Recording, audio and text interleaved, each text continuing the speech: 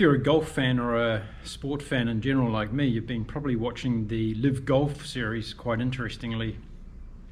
And it's been quite an interesting development with this new addition to the world golf scene for men.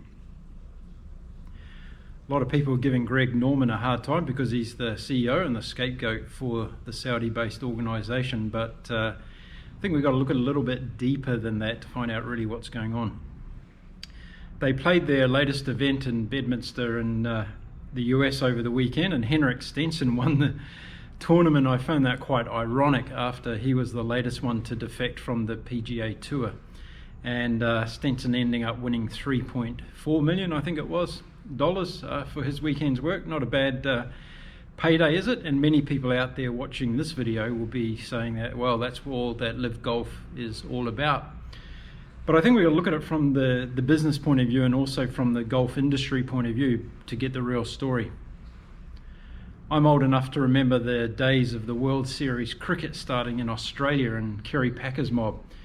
And that was a really important milestone in the journey and the history of cricket.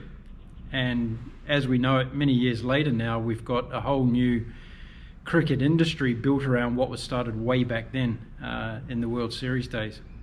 And I think we're going to see the same thing in the golf world, because for a long time the PGA Tour has been had the monopoly on the men's professional golf tour. And whether you think that's right or wrong, that's another story for debate. But what we need to see in the world of golf is innovation.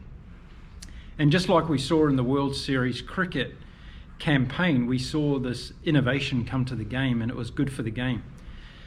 Now, I can see a situation a few years down the track that the LIV Golf series coming into golf actually was the catalyst of change, and you could call it a Trojan horse, I guess, in some ways. And it drew out those people that were loyal to the PGA, and it drew out those that wanted to look at alternatives that were built around a business model that rewarded players substantially for their work. And I have no issue at all with players choosing where they want to work, as anybody should be able to do in the world.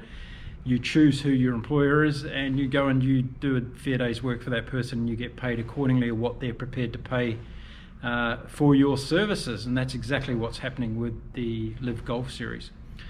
So I'm going to be really interested to see how this evolves, because of course in business there's lots of things going on. There's the egos of the business world, the corporate stand, or in the case of the PGA, it's a non-profit organisation, but it acts like a corporate giant. And some would say that it treats its employees the same.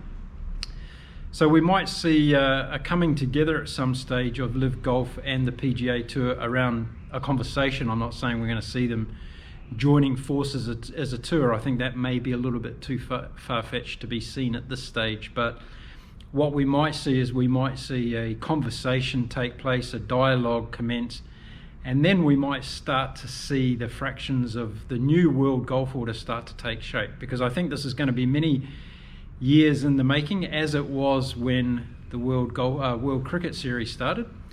And it took many years for that to really find its new pathway with a new group of fans, a new marketing and promotional campaign and opportunity. And I think we're seeing the same thing with the LIV Golf series now. Interesting, in the last couple of days we've seen the conversation around Tiger Woods come out, that Tiger had rejected an offer over $500 million to go and play on the LIV Golf series.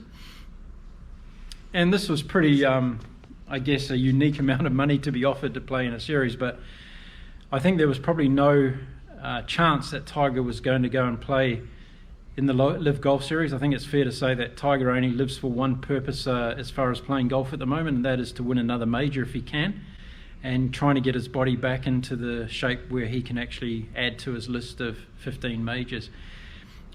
And that's why I make the analogy to the World Series cricket process when that first started as well.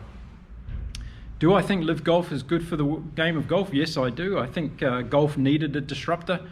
Whether it's good or bad about the Saudis, it's not for me to say, and it's not something I want to focus on. The Saudis are pouring money into all kinds of sports across the world at the moment, and some of those sports are getting recognised for it. Other sports, it's going unnoticed. But in general, I think golf needed disrupting, and like a lot of sports around the world, the athletes that are involved haven't been listened to enough surrounding their workplace conditions and the things they need to be able to perform week in, week out. You know, what a lot of people don't understand is that it's an extremely difficult thing being a professional athlete. Many people overlook what goes into being a professional athlete just because of the rewards and the money that the elite level athlete gets, but they spend, a lot of these players, most of these players spend years and years as amateurs and coming up through the ranks and doing it pretty tough, you know, living off basically nothing, not supported by any sponsors, and then just trying to get their big breakthrough into the main tour. And it's only when they do that, if they do that, then they start reaping the rewards for it. So it is an extremely difficult journey for professional athletes. And when you've so-called made it onto the big tours and you've got your future ahead of you, there's a lot of other reasons where you need to consider your terms and conditions of employment. And you know, a lot of these players, they come on the tour when they're young, they haven't got families at that stage, they haven't got other commitments in their life, and then as they get older, these commitments come into their life. So you start thinking differently around financial considerations, security for your family.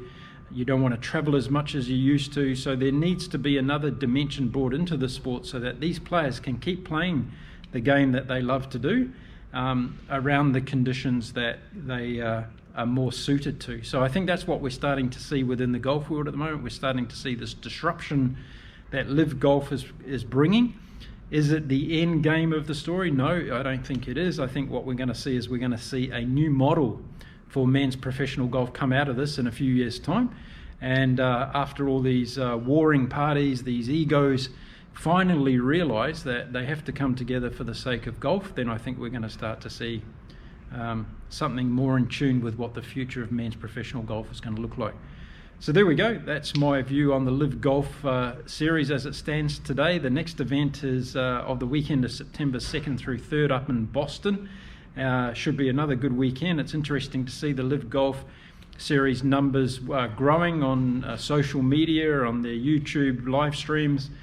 So it is getting some traction and people are turning up to watch these events. It doesn't matter whether they're getting free tickets or not, they're deciding to go along and watch these events. So yeah, let's stay tuned on how this all unfolds in the world of men's professional golf, and we'll follow it here on Sports Startup Guy. So if you like this video, give us a thumbs up, and don't forget to subscribe to the channel. Plenty of other videos. Check out the ones I'm doing where I'm running 365 days in a row, and you can see what that's all about. Until next time, see you soon.